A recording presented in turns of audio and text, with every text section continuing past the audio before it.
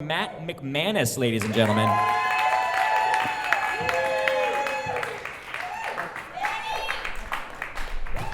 Okay, so in second grade, my family moved to the whitest town on Long Island. It's a little town called East Islip, right in the middle of Long Island. And it was very difficult for me to make friends because I was completely cross-eyed and obese. And when people were listening to bands like Warren and Guns N' Roses, I was listening to bands like The Monkees and Boy George. So it was very difficult for me to make any new friends, and the first friend that I made was literally the elementary school's janitor. He called me Slick, because I used to slick my hair back. I used to thought it made me look cool. And so he called me Slick, and then all the other students started calling me Slick as well, and I'm like, this is awesome. They all think I'm so cool, when really they were making fun of me. And then one day at recess, I'm standing there, and I'm looking across the playground, and there's this kid that I played with a couple of times. His name was Jerome DiFilippi. And he was on the monkey bars, and the hood of his sweatshirt got snagged in one of the rungs of the monkey bars. And he was choking, and he was dying. So I ran over, I wrapped my arms around his legs, and I lifted him up, and we both fell to the ground. I saved his life. We both fell to the ground, and in doing so, his sweatpants fell all the way down, and he was wearing tighty whities. And he stood up, and he pointed at me in front of everyone, and he said a word I had never heard before, but he said it really loudly. He said, "You're a pervert!" And I had no idea what it meant, but this one kid on the playground, Ron Rossi, did.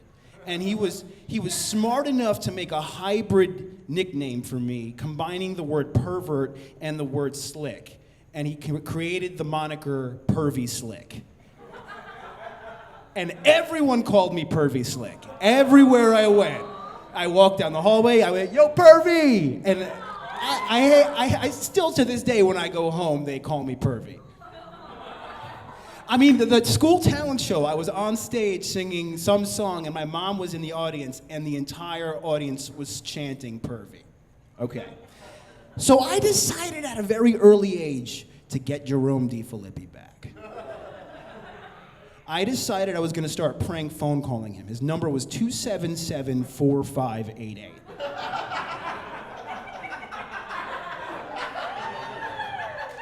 And so it was innocent at first. Even at a very young age, he wanted to be a filmmaker. And he wanted to make like Dick Tracy mock films in his backyard. So I would call him up and pretend that I was like a Hollywood executive and that I wanted to produce his films. I mean, how could he believe it? I sounded like a little girl. And as time grew on and as I got older, I made the greatest friends. Friends that I still have to this day, and we were all knuckleheads. We still are very much knuckleheads. We all pranked one another. I mean, I remember this one time my friend George tried enlisting me in the Marines, and he got really close. And this one time I emptied my friend's pool, and this other time my friend got a dumpster delivered to my front lawn, and it stayed there for a week. All kinds of stuff. And after high school, even in college, whenever we came home to see one another, whenever we got wasted, we would always prank Jerome. We would call 277-4588, and his dad had a unique job. He painted weddings, or he painted couples at weddings. So we would call him up and be like, "Mr. DiFilippi, me and Raul are gonna do a weird wedding. I'm gonna drip candle wax on his chest. He's gonna throw tennis balls in my head. Could you paint that?" And he would say, "You motherfucker," and he'd hang up the phone. So then years later, after a couple of us have gotten married, my friend Billy, who's like the apex of my group of friends, the biggest, warmest, most lovable guy, was going through a divorce. And he called us up from all over America, and he said, "You guys gotta come home to Long Island. We need to hang out. I need my buddies." So we all went back to Long Island, and we got wasted, and we ended up at a diner at 4:30 in the morning. And my friend Mark, who's the biggest knucklehead of us all, hands me his phone, and he says, "You know what we gotta do, Matt, don't you?" I was like, "You're goddamn right. We got to call 277-4588. So I pranked Mr. DiFilippi in the middle of the night, not thinking about it, and then I realized my fatal flaw. I did not dial *69. So The next morning, Mr. DiFilippi calls Mark Duarte's phone and leaves a rant voice message that goes something like this. You motherfucker. I got you. I finally got you after all these years. I'm gonna put your nuts in a vice grip. I mean, he went off. And Mark was like, what are you really gonna do? You know, and he kept calling, and then he got Mark's like parents' number and started calling them. A month goes by, we don't think anything of it. And then one day Mark calls me up, and I was living in New York City at the time, and he calls me up and he says, Matt, we got issues. And he never sounds scared, ever sounds scared. I was like, what's up, dude, what's going down? He's like, I just got a summons in the mail from the county court because for 25 years of harassment towards the DiFilippi family. Now, you have to understand, Mark Duarte has like 3 DUIs. He's been in prison before. If he goes back to court for one more thing, he's doing some serious time. And his mom is yelling in Spanish in the background. She's like, tell Matt to get it. You know, so he wanted me to take the rap for this harassment. And I thought the jig was up. I thought my whole shtick, everything I kind of based my life on, was done. Because I had to go and confess to harassment for 25 years to this family that was probably going to decapitate me.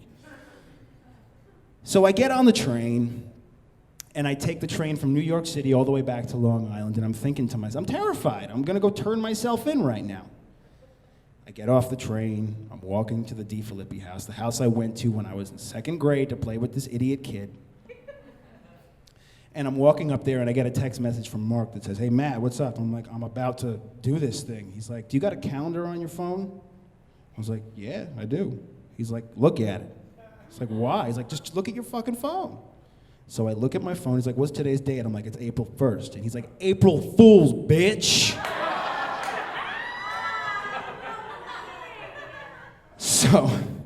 So Mark, he's like, yo, we're all at Molly's, which is the bar that's like right down the block. Everyone's together, they were all in on it. Even his parents were in on it. And I walk into the bar, and we're yucking it up. I'm like, you got me, you got me. And after a couple of drinks, I was like, you know what, guys? I would have turned myself in for you, Mark. I would have gone to prison for this. I would have taken the rap for this. I would have gone and gotten locked up. But when I got my one phone call, there would have been one number I would call. 277-4588. Fuck you, Jerome.